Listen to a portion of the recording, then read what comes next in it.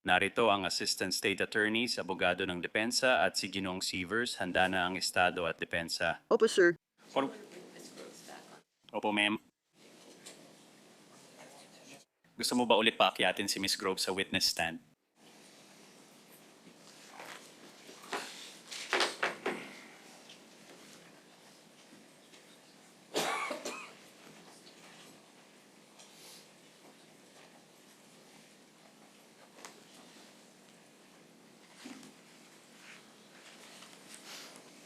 Handa na ang estado. Kagalang-galang, handa na ang depensa. Opo, sir. Kailangan niyo po ba ng tubig, ma'am? Maganda siguro kung meron dito. Salamat.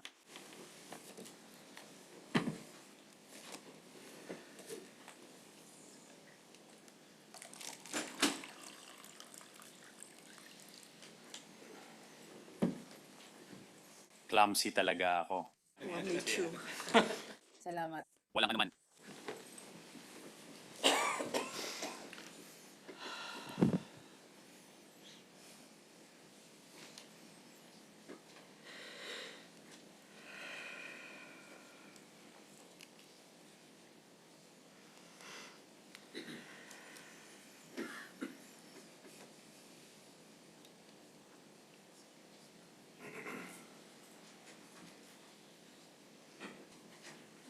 Maupo po kayo.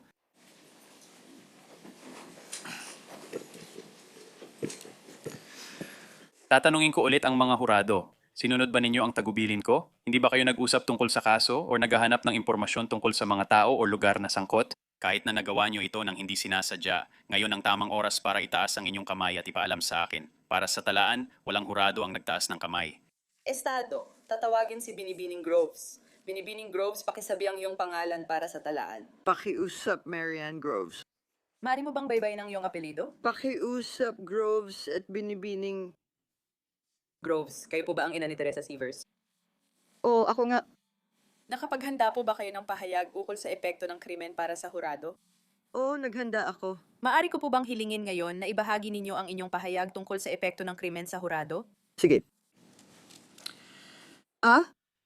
Ang weekend ng Hunyo 26, 2015 ay nagsimula bilang isa sa mga pinakamasayang weekend ng buhay ko. Nasa bakasyon ako, kasama ang 4 kong anak. Espesyal ang mga panahong ito bilang isang ina dahil bihira lang akong makasama ang lahat ng mga anak ko ng sabay-sabay. Palagi kong tinatapos ang mga pagbisita ng pamilya sa pamamagitan ng group photo. Hindi ko inakala na iyon na ang huling litrato naming kumpleto ang mga anak ko. Ayoko na kumuha ng litrato naming mag-iina. Hindi ko na gagawin dahil wala na rito ang maganda kong Teresa. Ang akala ko'y magiging isang weekend na aking iingatan at aalalahanin sa mga darating na taon ay naging isang weekend na nagtapos sa buhay na aking nakasanayan. Naging isang weekend ito na puno ng mga kasindak-sindak na pangyayari na lampas sa aking pangunawa. Ito ang weekend ng si Teresita ko ay brutal na pinaslang sa hindi masukat na paraan. Ngayong weekend, mawawalan ng ina ang mga anak ni Teresita na 8 at 11 taong gulang.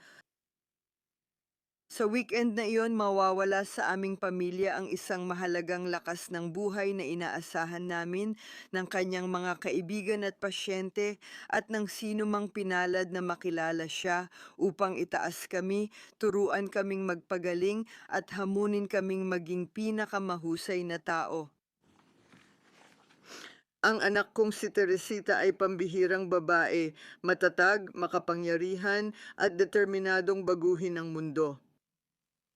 Malaki ang malasakit niya sa lahat ng tao, lalo na sa mga napapabayaan at iniiwan, at makikita ang kanyang pagmamalasakit sa paraan ng kanyang pamumuhay. Tinatawag ko siyang aking makabagong panahon ng Ina Teresita. Palagi kong alam na lalaki siyang gagawa ng magagandang bagay at ginawa nga niya. Ang paglalakbay ni Teresita bilang doktor ay nagdala sa kanya sa bagong hangganan ng pagpapagaling matapos siyang maging board-certified sa internal medicine at magsimula ng pribadong practice. Hindi siya nasiyahan sa iniaalok ng kanluraning medisina para sa kanyang mga pasyente kaya bumalik siya sa pag-aaral upang kunin ang kanyang master's sa agham at metabolical na medisina.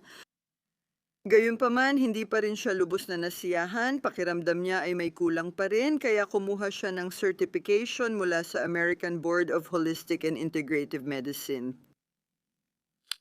Hindi pa rin yun sapat para sa kanya kaya kumuha pa siya ng certification sa functional at anti-aging na medisina. And muli, hindi pa rin siya nasiyahan. Nahanap niya ang nawawalang bahagi ng tuklasin niya ang silangang medisina at mga enerhetikong therapy at naging sertipikado siya sa energy medicine. Ngayon, naunawaan niya na kailangan niyang tugunan ang isipan, katawan at espiritu. Umunlad ang mga pasyente. Bilang doktor, may kakaibang ugnayan si Teresa sa kanyang mga pasyente. Mahal niya sila, pinakikinggan niya sila at ipinagdarasal niya sila. Palagi niyang sinasabi, desisyon mo ang maging malusog tungkulin kong gabayan ka ron. Taos puso niyang ibinigay ang lahat para bigyan sila ng pagkakataong maging malusog hanggat maaari. Namumukod si Teresa sa mga kasamahan niya dahil sa dedikasyon niyang turuan at bigyang lakas ang mga pasyente na akuin ang responsibilidad sa kanilang kalusugan. Maraming pasyente ni Teresa ang nagbahagi ng karanasan tungkol sa aking anak, ang kanilang minamahal na doktora. At ikinuwento nila kung paano niya literal na iniligtas ang kanilang mga buhay at binago ang kanilang pananaw tungkol sa kung ano ang kaya nilang gawin. Ngunit ang pananaw niya sa pagpapagaling ay lampas sa mga pasyenteng araw-araw niyang nakikita. Nagboluntaryo si Teresa ng kanyang serbisyo sa iba't ibang mga organisasyon, kabilang ang Wings of Shelter sa pamamagitan ng Good Church, Good Shepherd Ministry, Not for Sale Campaign, Make Way for Partners at Our Mother's Home. Ang mga organisasyong ito ay tumutulong sa mga kababaihan, bata at walang tirahan na kulang sa suporta sa kanilang komunidad at labas nito. Naging volunteer at board president ako sa Our Mother's Home sa Timog Kanlurang, Florida. Si Teresa ay nagawang makapagbigay ng pagbabago sa buhay ng mga dalagitang ito na nabuntis dahil sa karahasan. Ibinigay ni Teresa sa mga batang ito ang pagmamahal ng isang ina na hindi nila naranasan. Tinuruan niya sila ng mga kabutihang asal na hindi nila alam noon at tinuruan niya rin silang maging mga ina at mahalin ang kanilang mga anak. Pagkatapos ng programa, inuuwi ni Teresa ang mga dalaga at kanilang sanggol sa kanyang bahay hanggang makahanap sila ng ligtas na tirahan.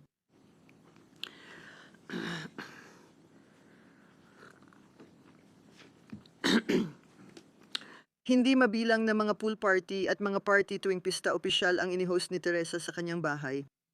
And isang taon nag-host siya ng Christmas party at nag-hire pa siya ng Gino at Ginang Santa Claus para sa mga bata.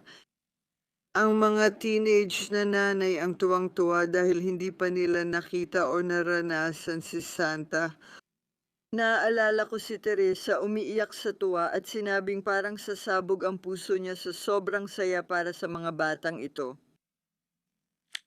Lampas pa sa Southwest Florida, nas niyang tumulong sa iba.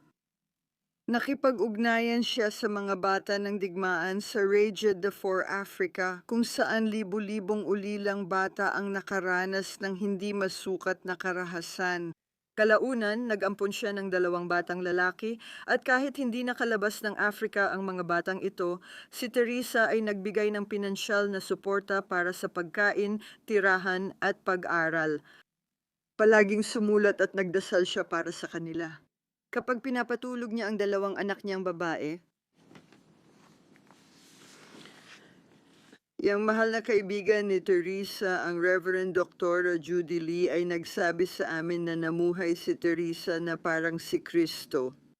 Nag-aalaga ng mga walang tirahan, nagbibigay ng libreng medikal na pangangalaga at tumutulong sa kanila kahit 10 oras ng gabi para maipasok sila sa mga programa na nangangailangan ng pahintulot ng doktor.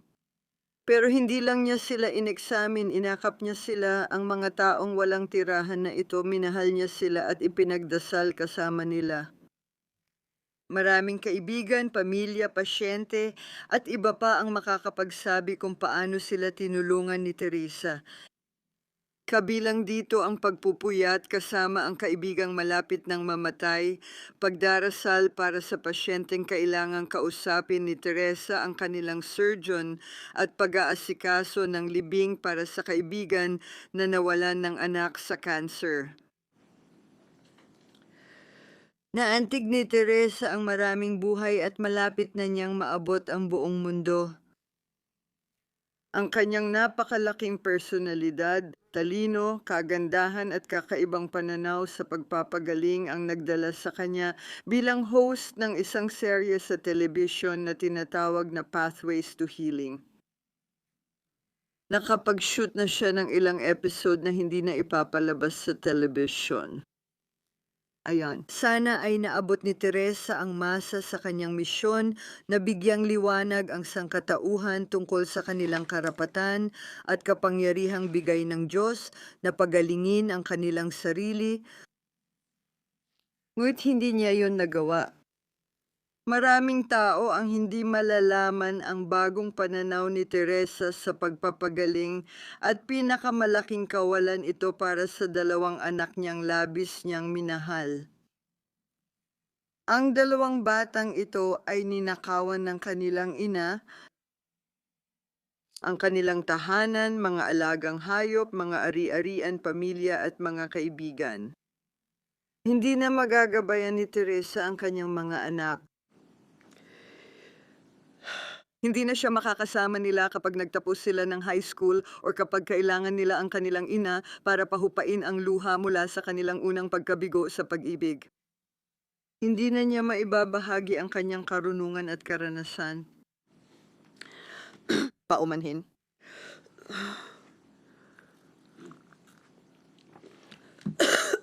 Paumanhin. Mamimiss nila ang panunood sa ina nilang sumasayaw at kumakanta habang nagluluto ng paborito nilang putahe. Wala na siya para suportahan sila at ibahagi ang kanilang mga pangarap at tagumpay. Mamimiss ng kanyang mga anak na babae ang kanilang ina sa bawat kaarawan at bawat pista, sa araw ng kanilang kasal at kapag nagkaroon na sila ng sarili nilang mga anak. Gugugulin nila ang natitirang bahagi ng kanilang buhay na umaasang mapanatili ang mga alaala ng ina na minsan nilang nakasama at pilit na kinakalimutan ang bangungot na pinagdaanan nito ang mga huling araw at sandali ng kanyang buhay. At paano naman ako? Nawala sa akin ang mahal kong Teresa, ang aking pinakamamahal na anak na labis kong minahal, pati na rin ang isa sa kanyang mga kapatid at ang marami niyang kaibigan. Nawala sa atin si Teresa, ang ilaw ng buhay at bituin ng ating pamilya na labis nagmahal sa atin. Mahirap para sa amin ipagpatuloy ang araw-araw naming buhay. Sobrang laki ng iniwang puwang niya. Siya ang aming lakas, inspiration at tagapag-alaga. Kapag hindi namin alam ang gagawin, si Teresa ay hindi magdadalawang isip na sabihin sa amin kahit pa kami ay magtanong at kahit ayaw pa naming marinig ang katotohanan. Siya ang aming sandigan at kaligayahan. Lahat tayo ay nawalan ng napakarami. Hindi lang natin nawala si Teresa.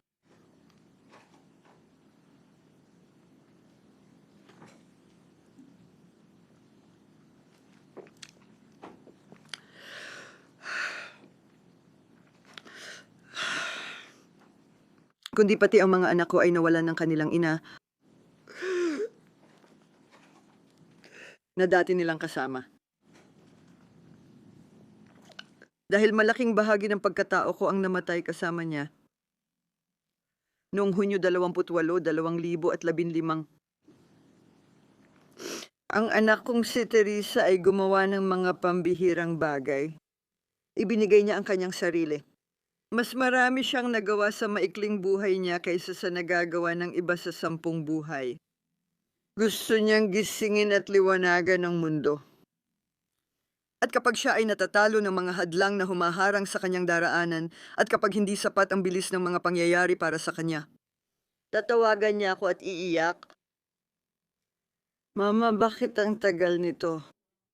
Ang dami kong gustong sabihin at sinasabi ko sa kanya, Teresa, ang galing mo at alam kong maaabot mo ang masa.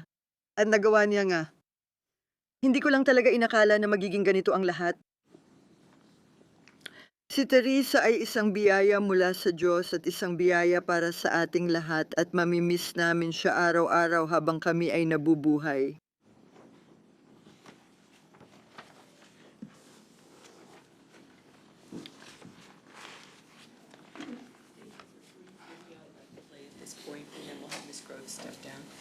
Ipinapakitang ebidensya numero. Ito ay 123. Maaari ka nang magpatuloy. Salamat po kagalang-galang na hukom.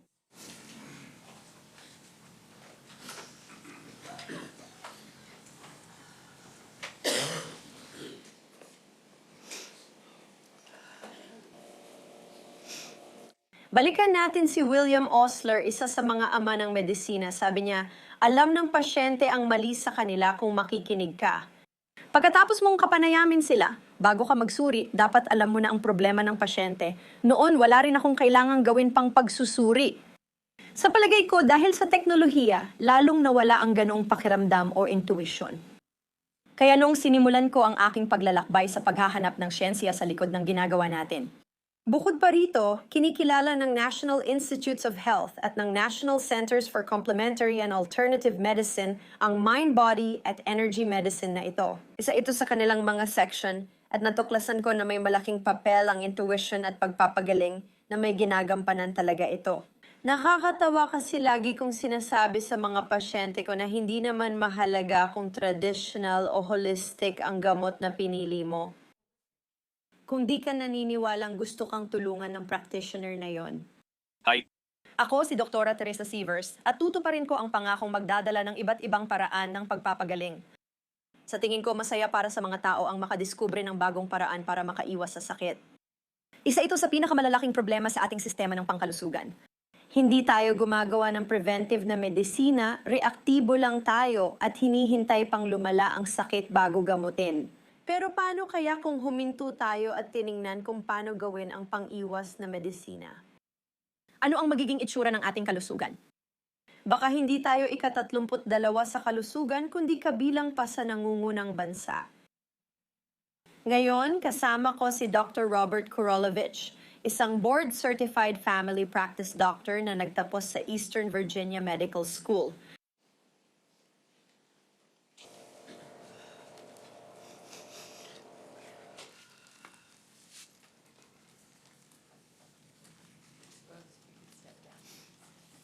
Salamat po, ma'am.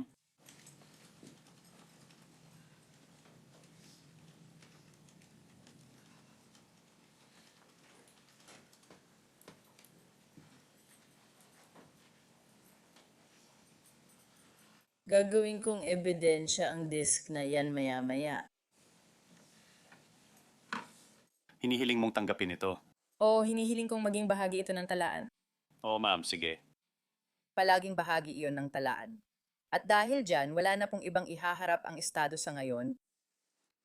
Dahil natapos na ng estado ang kanilang bahagi sa prosesong ito, magpapahinga muna tayo sandali. Pakiusap, huwag kayong mag-usap tungkol sa kaso kahit kanino at babalikan namin kayo agad.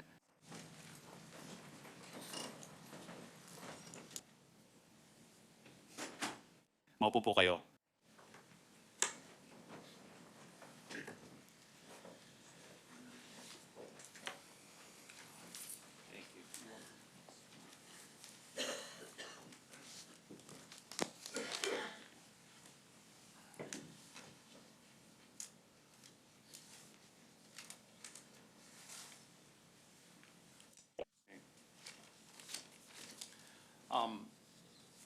Para sa record, malinaw na ang alternatibong hurado ay nag-abot ng sulat sa clerk.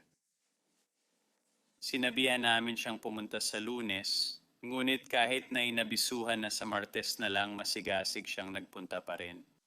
Gusto niyang siguraduhin na may email na ang clerk ko para sa updates kaya ibinigay niya ulit ito kasama ng pasasalamat na sulat mula sa clerk. Kailangan ba ng alinmang panig na makita ito? Pwede kung gusto ninyo. Hindi po, sir. Ako lang po, isasama ito sa record pero ire-redact ang personal na impormasyon maliban na lang kung may tututol. Wala po akong pagtutol. Wala po, sir. Sige. Kailangan mo ba ng oras o gusto mong sundan ng mga tagubilin? Gusto mo bang gawin yon bago tayo matapos? Gawin na lang natin yon pagkatapos ng presentasyon mo habang iniisip ko pa. Sige. Sir, handa na po lahat ng mga saksi ninyo.